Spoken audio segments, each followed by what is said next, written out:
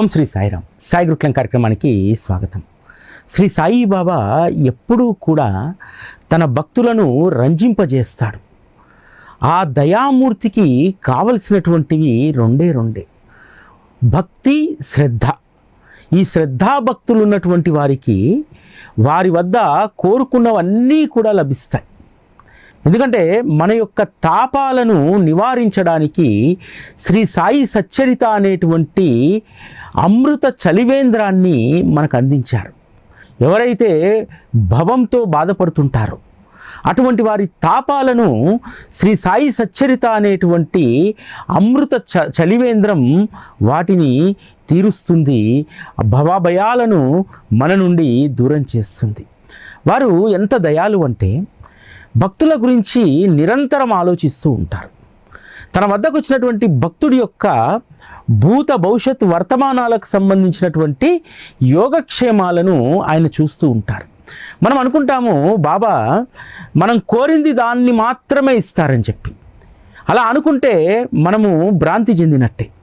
బాబా మన వర్తమానం ఏమిటి, ఆ వర్తమానంలో మనం చేసినటువంటి తప్పులు ఏమిటి, భవిష్యత్తు ఏమిటి, ఆ భవిష్యత్తులో మనము వర్తమానంలో చేసేటువంటి తప్పుల ద్వారా భవిష్యత్తులో ఎంత ఇబ్బంది పడతాం, ఇవన్నీ కూడా బాబా చూస్తారు. అందుకు సంబంధించినటువంటి అద్భుతమైనటువంటి మేలుకొలుపు కథ 25వ అధ్యాయంలో ఉంటుంది. దాము అన్న అంటే బాబాకు ఎంతో ఇష్టం. ఎందుకు? వారు బాబా అనుమతి లేకుండా ఏ పని చేయరు. అంతేకాదు షిరిడీలో శ్రీరామనవమి వైభవాన్ని పెంచేటువంటి జెండా ఉత్సవంలో దాము అన్నది కూడా ఒక పతాకం ఉంటుంది. దాము అన్న, నిమోన్కర్ ఇద్దరు కూడా 2 పతాకాలను తీసుకొస్తారు. ఇప్పటికి కూడా వారి వారసులు 2 పతాకాలను శ్రీరామనవమి ఉత్సవానికి తీసుకొస్తారు. ఆ 2 పతాకాలు ద్వారకామయ్య యొక్క గౌరవానికి ప్రతీకగా పైన రెపరెపలాడుతూ ఉంటాయి. అందుకని దాము అన్న పట్ల కూడా బాబాకు అమితమైనటువంటి ప్రేమ. ఎంత అమితమైనటువంటి ప్రేమ అంటే దాము అన్న ఎక్కడైనా సరే పడిపోతాడు అనేటువంటి సందర్భంలో దాము అన్న పడిపోకుండా, ఓడిపోకుండా, తన జీవితము అధోగతి పాలు కాకుండా ఎప్పుడూ బాబా సంరక్షిస్తుండేటువంటి వారు. అంతేకాదు బిడ్డలు లేనటువంటి, అసలు యోగ్యతే లేదు నీకు సంతానం కలిగేటువంటిది అని జ్యోతిష్యులు, పండితులు చెప్పినా సరే దాము అన్నకు బిడ్డలను అనుగ్రహిస్తారు. దీన్ని బట్టి మనము దాము అన్న పట్ల బాబాకు ఉన్నటువంటి ప్రేమ, అదేవిధంగా బాబా పట్ల దాము అన్నకు ఉన్నటువంటి శ్రద్ధాభక్తిని మనం ఇక్కడ గమనించాలి. 25వ అధ్యాయంలో ప్రస్తావించినటువంటి దాము అన్న వ్యాపార సంఘటన కేవలం దాము అన్నకు సంబంధించింది కాదు. ఇది మనందరికీ మేలుకొలుపు కథ. ఎంత జాగ్రత్తగా ఉండాలి. అత్యాశ మీ జీవితాన్ని నాశనం చేస్తుంది, తలకిందులు చేస్తుంది. బాబాను ఆశ్రయించినటువంటి మీరెవ్వరూ కూడా అత్యాశకు పోకూడదు, అసంబద్ధమైనటువంటి ఆలోచనలు చేయకూడదు, స్వార్థపూరితమైనటువంటి వ్యాపారాలు డబ్బు కోసం చేయకూడదు అనేటువంటి గొప్ప నీతి ఇందులో ఉంటుంది. ఈరోజు బాబా భక్తులందరూ కూడా ఎవరైనా ఆశ అనేటువంటి వల విసిరితే అందులో త్వరగా పడరు. మనం సమాజంలో చూస్తూ ఉంటాం. కొన్ని వేల మంది, లక్షల మంది ప్రతిరోజు కూడా దుఃఖిస్తూ ఉంటారు. ఆ వార్త మనం ప్రతిరోజు వార్తాపత్రికల్లో, టీవీ వార్తల్లో మనం చూస్తూ ఉంటాం. డబ్బు ఎక్కువ వస్తుందని చెప్పి పెట్టుబడులు పెట్టి నష్టపోయి, మాయమాటలు నమ్మి కష్టపడి సంపాదించిన ధనమంతా కూడా కోల్పోతూ ఉంటారు. నాకు తెలిసి అటువంటి దాంట్లో బాబా భక్తులు ఒక 5% 6% ఉంటారు, అంతకు మించి ఉండరు. ఎందుకంటే మిగతా వాళ్ళందరూ కూడా చాలా విజ్ఞత కలిగి ఉంటారు. బాబా భక్తులు కావడం మాత్రం చేత మనం ప్రయోజనం పొందం. బాబా భక్తులుగా సచ్చరితలో చెప్పినటువంటి ప్రతి అంశాన్ని మన జీవితంలో ఆయా సంఘటనలు ఎదురైనప్పుడు దానితో పరిశీలన చేసుకోవాలి. మనకు ఏదైనా సమస్య వస్తే ప్రామాణికమైనటువంటి గ్రంథాన్నో, లేకపోతే ఇంకొక దాన్నో, లేకపోతే సైన్స్లో కానీ, ఫిజిక్స్లో కానీ, కెమిస్ట్రీలో కానీ ఏదైనా సందేహం వస్తే ఏదైనా ఫార్ములాతో ఏ విధంగా పోల్చి చూసుకుంటామో, మన జీవితంలో సమస్య ఎదురైనప్పుడు శ్రీ సాయి సచ్చరితతో పోల్చి చూసుకోవాలి. మిమ్మల్ని ఎవరైనా సరే ఆశ పెడుతూ ఉన్నప్పుడు 25వ అధ్యాయం చదవండి. ఆ ఆశ పూర్తిగా కనుమరుగైపోతుంది. ఆ ఆశ అనేటువంటి ఉచ్చులో మీరు పడరు. దాము అన్న కథ మనందరికీ కూడా ఒక జ్ఞాన కథ. ఈ జ్ఞానబోధ మన తరమే కాదు, తర్వాత వచ్చేటువంటి అనేక తరాలకు ఈ జ్ఞానబోధ ఉపయోగపడుతుంది. దాము అన్న బాబా కృప వల్ల చాలా సంతోషంగా ఉన్నాడు, తృప్తికరమైనటువంటి వ్యాపారం చేసుకుంటున్నాడు. ఎందుకంటే చాలా చిన్న స్థాయి నుంచి ఎదిగినటువంటి వాడు. ఊర్లలో గాజుల వ్యాపారం చేసి ఆ గాజుల వ్యాపారం కాస్త ఒక షాప్గా మారి రకరకాల వ్యాపారాలు చేస్తూ ఉన్నారు. అహ్మద్నగర్లో మంచి పేరు సంపాదించుకున్నాడు. కానీ ఆశ ఏ విధంగా వలవేస్తుందంటే, చాలా చిన్నప్పటి మిత్రుడు ముంబైలో వ్యాపారంలో సెటిల్ అవుతాడు. ఆ మిత్రుడి దగ్గర నుంచి లేఖ వస్తుంది, మనం ఇద్దరము కలిసి పత్తి వ్యాపారాన్ని చేద్దాం జాయింట్గా, దానికి నువ్వు 1,00,000 రూపాయలు పెట్టుబడి పెడితే ఇంకొక 1,00,000 రూపాయలు నీకు అదనంగా లాభం వస్తుంది. నీవు జీవితంలో ఎంతో ఎదగాల్సినటువంటి వాడివి, నీకు నా సహకారాన్ని అందిద్దామనుకుంటున్నానని చెప్పి లేఖ రాస్తాడు. దాము అన్న మనసులో ఆలోచన మొదలవుతుంది, మన దగ్గర 1,00,000 ఉంది, ఇంకొక 1,00,000 వడ్డీకి తెచ్చి 1,00,000 రూపాయలు పెడితే ఆ 1,00,000కి ఇంకో 1,00,000 వస్తుంది. వచ్చినటువంటి 1,00,000లో 50,000 రూపాయలు అప్పు కట్టేస్తే మనము కూడా లక్షాధికారి అయిపోవచ్చు. ఆశలు చెలరేగుతూ ఉంటాయి. మిత్రుడు చెప్తాడు, త్వరగా నిర్ణయం తీసుకొని నాకు జాబు రాయి, ఎందుకంటే ఈ వ్యాపారము త్వరగా మనం ప్రారంభించాలి అనేసరికి దాము అన్న మనస్సులో వెంటనే సాయిబాబా మెదులుతారు. ఎందుకంటే బాబా అనుమతి లేకుండా దాము అన్న ఏ పని చేయరు. అందుకని వెంటనే దాము అన్న బాబాకు లేఖ రాస్తారు. ఆ లేఖ శ్యామాకు రాసి అది బాబాకు చదువు వినిపి అని చెప్పి అడుగుతారు. శ్యామ లేఖ పట్టుకొని బాబా దగ్గరికి వెళ్ళి అంటారు, బాబా, నగర్లో ఉన్నటువంటి దాము అన్న మిమ్మల్ని ఏదో అడగాలనుకుంటున్నారు. ఏమంటున్నాడు దాము అన్న? భగవంతుడు ఇచ్చినటువంటిది సరిపోక అత్యాశకు పోదాం అనుకుంటున్నాడా? భగవంతుడు ఇచ్చినటువంటి పప్పు రొట్టెను తిని ప్రశాంతంగా ఉండలేకపోతున్నాడా అని అంటారు. బాబా, మీరు ఇక్కడ కూర్చొని మాకు రకరకాలైనటువంటి మా మనసుల్లో అలజడులు లేపుతారు. ఆ అలజడులు మళ్ళీ మీ దగ్గరికి తీసుకొచ్చుకొని వాటిని పరిష్కారం చేస్తారు. మీరు చెప్పిందే దాము అన్న రాశారంటే, లేదు నేను ఏదో ఊరికినే చెప్పాను, ఏం రాశారో చదువు అని అంటారు. శ్యామ మొత్తం చదువుతాడు. చదివిన తర్వాత బాబా అంటాడు, దాము అన్నకు ఈ వ్యాపారం అనుకూలించదు, వదిలేయమని చెప్పు అని అంటారు. లేక తిరిగి వస్తుంది. దాము అన్న ఎంతో ఆశతో, ఎందుకంటే నేను బాగుపడుతుంటే, నేను లక్షాధికారిని అయితే మొదట సంతోషించేది బాబాయే, కాబట్టి నేను కూలంకుషంగా లేఖ రాశాను, నేను ఎంత లబ్ధి పొందుతాను అని చెప్పి. కాబట్టి బాబా తప్పకుండా అనుమతించుంటారు, ఎందుకంటే బాబా నా శ్రేయస్సును కోరుకుంటాడు కదా. ఈ దృక్పథంతో దాము అన్న ఉంటాడు. లేఖ విప్పి చూసేసరికి బాబా అనుమతి లేదనేటువంటి విషయం అందులో ఉంటుంది. ఎంత నిరుత్సాహపడిపోతారంటే, తన మనోరథం పూర్తిగా కూలిపోయింది, లక్షాధికారిని అవుతాననేటువంటి కలలు పూర్తిగా కుప్పగూలిపోయాయి. అసలు దిక్కుతోచినటువంటి స్థితి, ఇక ప్రపంచంలో ఏమీ లేదు, అంతా శూన్యం, వచ్చినటువంటి అవకాశం పోయిందే అనేటువంటి దిగులుతోటి విపరీతమైనటువంటి బాధపడుతూ ఉంటాడు. ఒకవైపు ఏమో మిత్రుడు ఒత్తిడి చేస్తూ ఉంటాడు, ఏదైనా వ్యాపారంలో నిర్ణయం తీసుకుంటే సొంత నిర్ణయం తీసుకోవాలి, ఫకీర్కి ఏం తెలుసు వ్యాపార వ్యవహారం, అతనికి ఏమన్నా లాభ నష్టాల గురించి తెలుసా, వ్యాపారాల గురించి తెలుసా, నువ్వు అనవసరంగా అతని మాటలు నమ్మొద్దని ఒకవైపు మిత్రుడు. మరొక వైపు ఏమో బాబా ఆజ్ఞను మనం ధిక్కరించకూడదు, వారు ఖచ్చితంగా నా శ్రేయస్సు కోసమే చెప్పుంటారు అని లేఖ రాస్తాడు. మళ్ళీ శ్యామకు, బాబాకు చెప్పండి, వ్యాపారంలో లాభం వస్తే కొంత బాబాకు నేను దక్షిణ రూపంలో సమర్పించుకుంటాను అని చెప్పి. దానికి కూడా బాబా సస్యమిరా అంటారు. అప్పుడు శ్యామ లేఖ రాస్తారు, అయ్యా ఇది మేము మాట్లాడితే సరైనటువంటిది కాదు, మీరే నేరుగా వచ్చి బాబాతో మాట్లాడుకోండి అని చెప్పి. వచ్చి బాబా ముందు తన సమస్యను ఏకరువు పెడతాడు. బాబా, లక్షాధికారిని కాబోతున్నాను, నగర్లో ఒక ప్రముఖుడిగా ఎదుగుతాను నేను, నాకు ఈ వ్యాపారం చేసుకోవడానికి అనుమతి ఇవ్వండి బాబా, మీ కృప ఉంటే ఈ వ్యాపారం విజయవంతం అవుతుంది, అందుకు నేను మీకు కావలసినటువంటి కొంత దక్షిణ నీకు సమర్పిస్తాను అని అంటారు. బాబా సింపుల్గా ఒక మాట చెప్తారు, అన్నా మేము దేంట్లో కూడా ఉండమని నీకు తెలుసు కదా, మేము దేంట్లో ఉండము అంటే ఇటువంటి వ్యాపారాల్లో, ఈ వ్యవహారాల్లో, లౌకిక వ్యవహారాల్లో మేము ఉండము అని చెప్పి చెప్తారు. కాబట్టి నీ ఆలోచనను విరమించుకో అని బాబా చెప్పగానే ఇంకా వేరే ఆలోచన చేయడు ఇంకా, కానీ మనసులో మాత్రం దిగులు ఉంది. ఇక్కడ మనం అర్థం చేసుకోవాల్సిందంటే గురువు ఒక్కరు మాత్రమే తనను ఆశ్రయించినటువంటి వారి యొక్క భూత భవిష్యత్ వర్తమానాల గురించి వారికి మాత్రమే తెలుసు.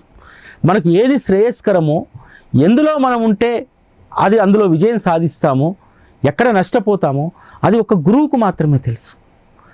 అందుకని దాము అన్న కూడా ఆ వ్యాపారాన్ని వదులుకుంటాడు. ఆ వ్యాపారం వదులుకున్న కొద్ది రోజులకే మరొక ప్రపోజల్ వస్తుంది. ఆ ప్రపోజల్ ఏమిటంటే, మనము ధాన్యం వ్యాపారం చేద్దాము, ఈ సంవత్సరం ధాన్యాన్ని కొనుగోలు చేసి నిల్వ చేసి వచ్చే సంవత్సరం అమ్మితే విపరీతమైనటువంటి లాభం వస్తుంది అని మరొక మిత్రుడు ప్రపోజల్ పెడతాడు.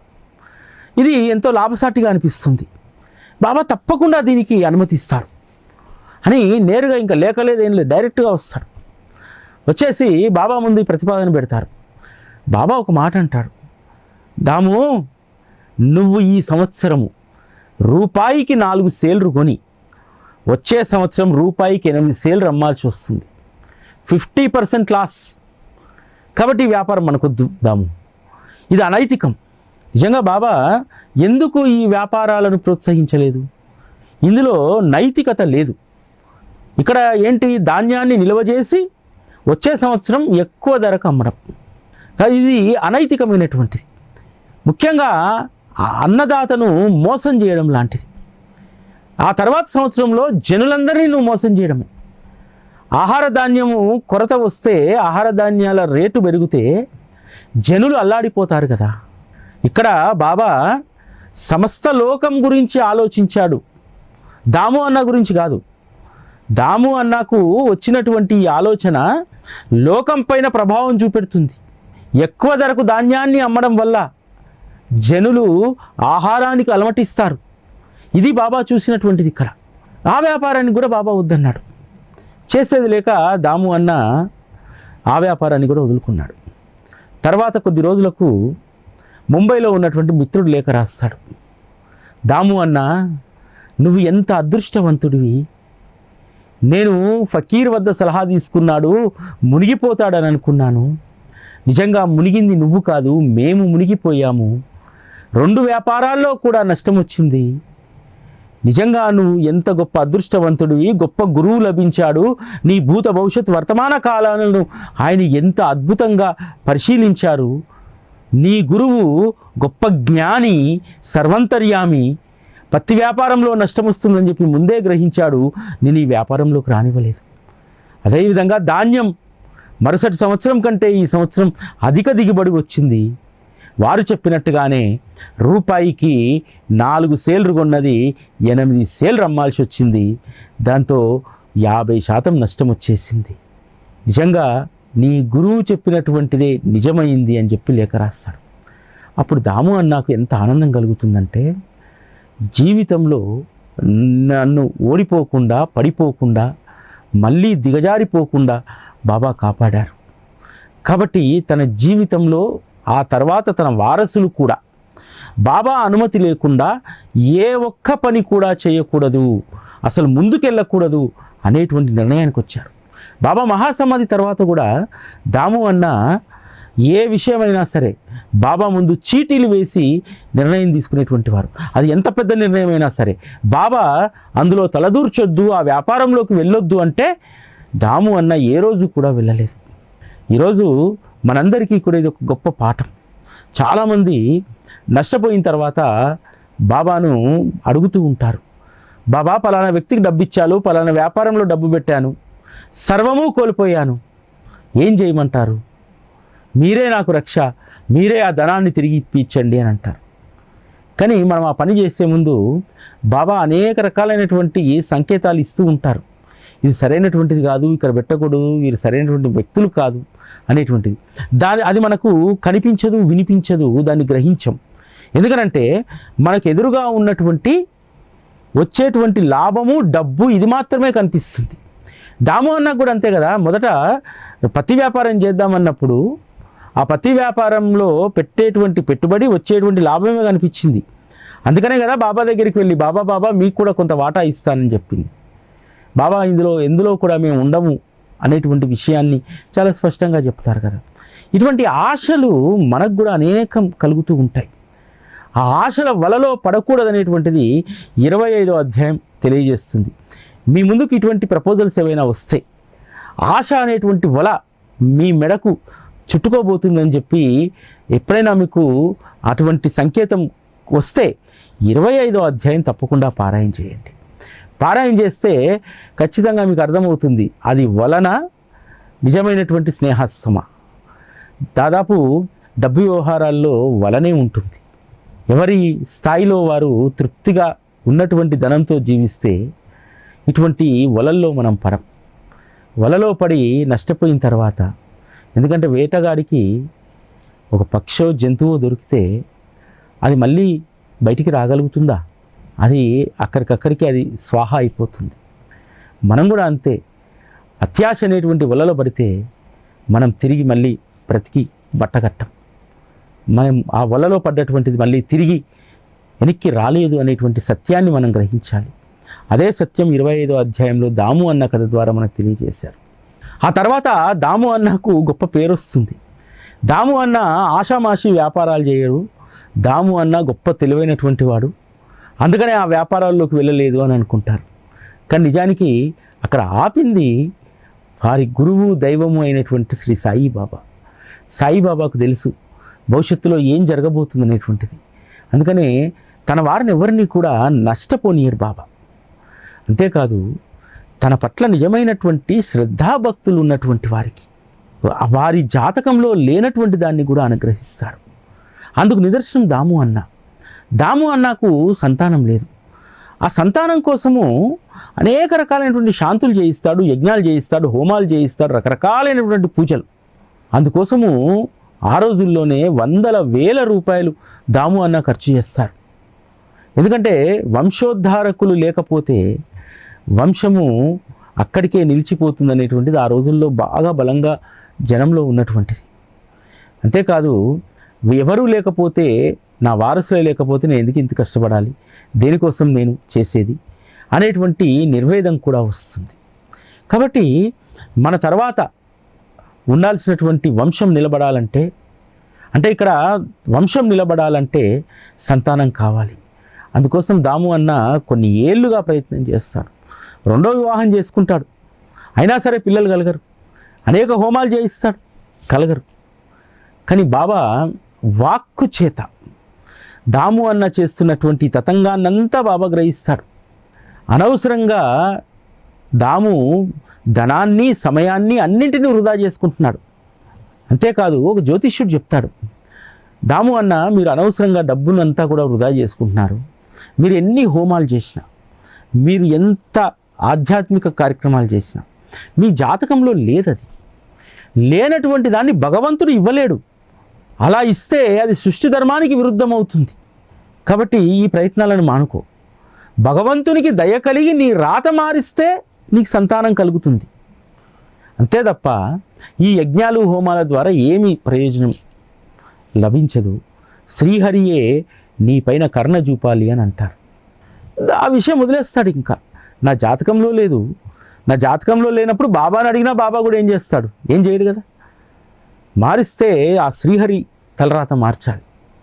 ఇది జన్మలో అయ్యేటువంటి పని కాదు. ఎందుకంటే ఒక్కసారి రాత రాసిన తర్వాత బ్రహ్మదేవుడు అది మనము ఎంత తపస్సు చేసినా ఏం చేసినా అది కాని పని అని చెప్పి ఇంకా విషయాన్ని వదిలేస్తాడు, మర్చిపోతాడు. అప్పుడే బాబా కార్యాచరణకు దిగుతారు.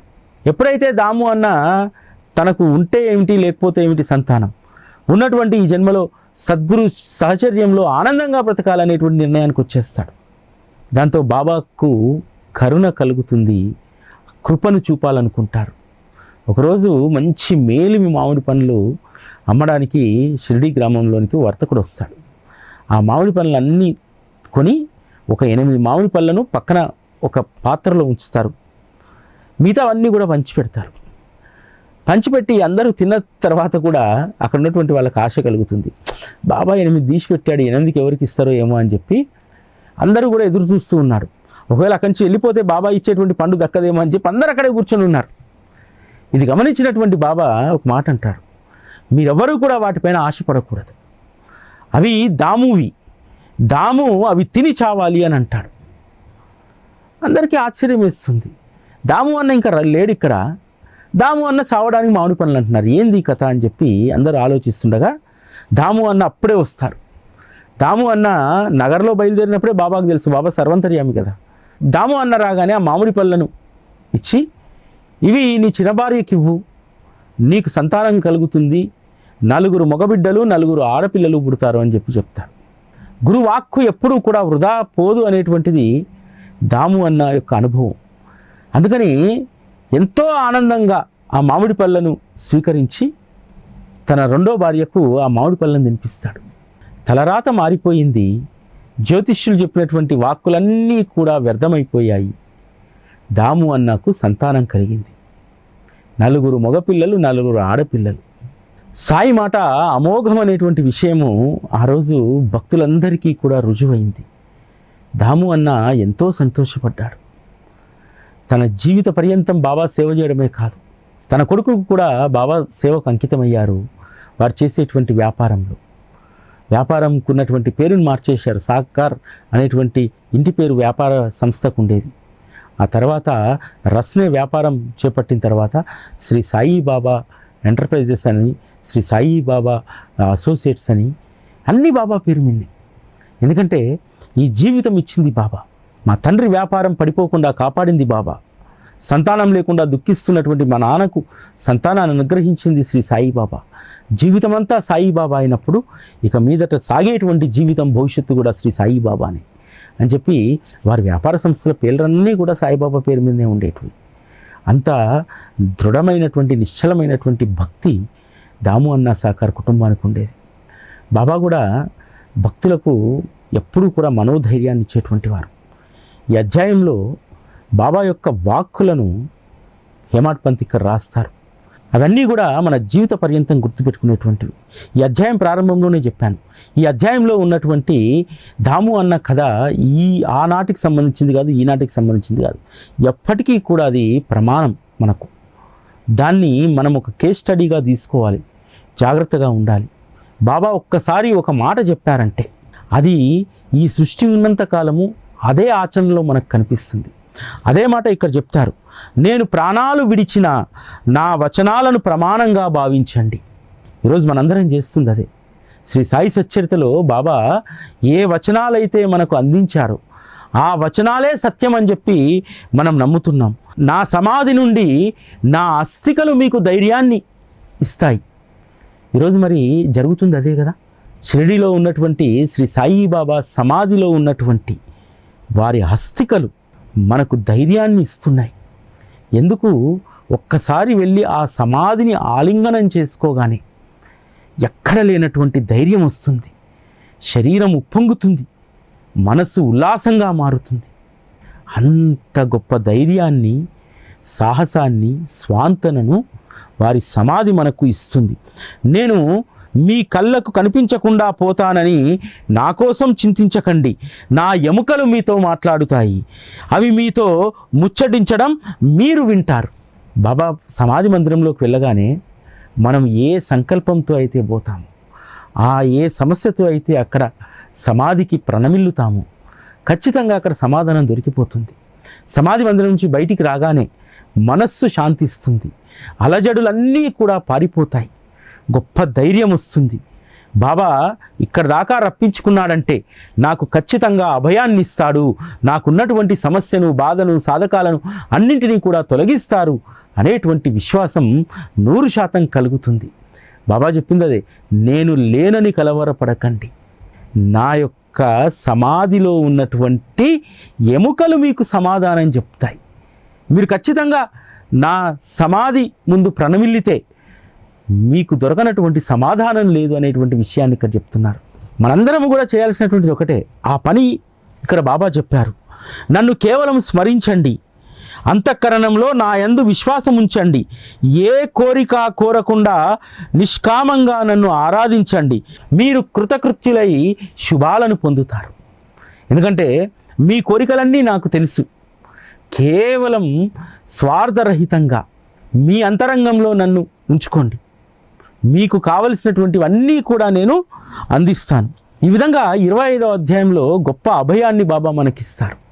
గొప్ప పాఠం ఇది. 25వ అధ్యాయం ఈ మానవుడు ఉన్నంతకాలం మానవుడి యొక్క అత్యాశను చల్లార్చి, అత్యాశ అనేటువంటి వలలో పడకుండా ఈ 25వ అధ్యాయం ఎప్పుడూ కూడా మనల్ని మార్గదర్శనం చేస్తుంది. ఇటువంటి అద్భుతమైనటువంటి బోధను, జీవన నైపుణ్యాలను మనకు అందించినటువంటి శ్రీ సాయి సచ్చరితకు, శ్రీ సాయి భగవానునికి మనస్ఫూర్తిగా కృతజ్ఞతలు మనం తెలియజేసుకోవాలి. ఇది ఈరోజు కార్యక్రమం. మళ్ళీ రేపటి కార్యక్రమంలో కలుసుకుందాం. అప్పటివరకు సెలవు. నమస్కారం.